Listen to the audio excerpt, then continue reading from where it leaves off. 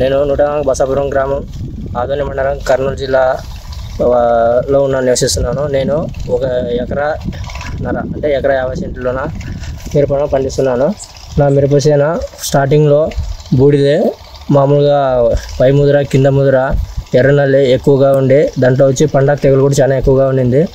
నాకు ఫేస్బుక్లోన Germany company వారి మందులు చూపించారు. ఆ మందుల ద్వారా నా చెట్టు ఇప్పుడు ఎలా అయిందో మీకే చూపిస్తాను చూడండి.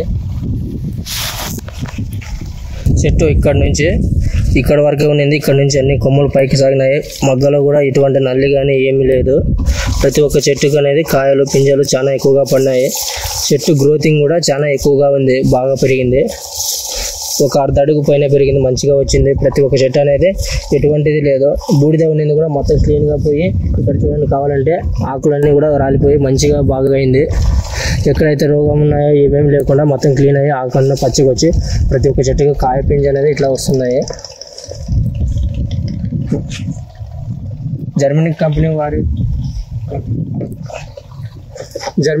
వారి మందులు నేను వాడినవైతే ఇవే. జర్మనీ కంపెనీ వారి ఆర్గానిక్ వచ్చి జర్మనిక్ ఫైటరు, మెగా ఆర్వి, అమృత్ ప్లస్ ఇవే వాడినాను. వీటి వల్ల మంచి గ్రోతింగ్ ఉంటుంది. మిరప చేను అనేది చాలా రిజల్ట్ అనేది కనిపిస్తుంది.